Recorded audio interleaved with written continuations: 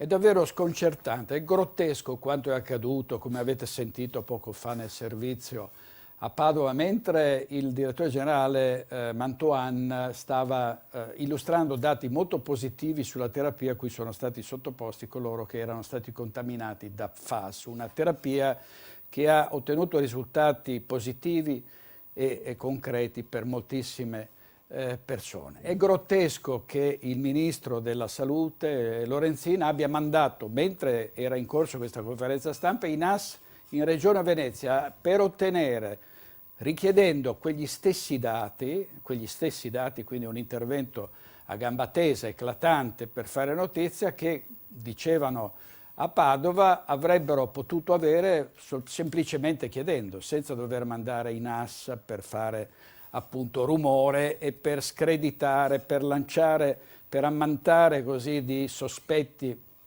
e di misteri l'intervento della Regione su questo versante delicato che riguarda tantissime famiglie e che riguarda un intero territorio, un'intera popolazione. Che cosa si vuole dimostrare a Roma? Che qui la sanità non funziona? Si vuole mettere così in dubbio certe cure, certe terapie, sostenere che non sono credibili, che non hanno sostegni e verifiche internazionali, che sono cure strampalate, che sono dati non veri, che sono dati farlocchi? No, i risultati sono positivi.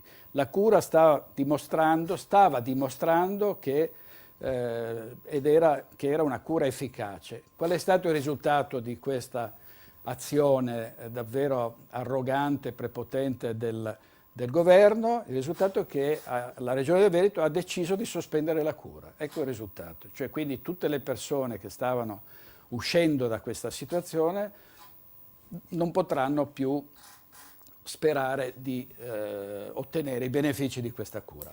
Cosa c'è dietro? C'è il tentativo così di screditare ancora una volta la Regione del Veneto per probabilmente l'invidia che ancora una volta dimostra di nutrire la capitale per una sanità che funziona benissimo, ed è anche un tentativo di lanciare un siluro ancora una volta, come è successo durante la questione dei vaccini, alle istituzioni locali. Come dire, vedete, adesso sospettiamo di loro cosa stanno facendo, indaghiamo bene su cosa stanno facendo, saranno veri questi risultati? Appunto il tentativo di screditare le istituzioni. È un'azione incomprensibile, inspiegabile, se non attraverso queste letture che sono ovviamente letture politiche che praticamente sono in qualche modo all'origine dell'odio a questo punto di Roma per una regione che tenta con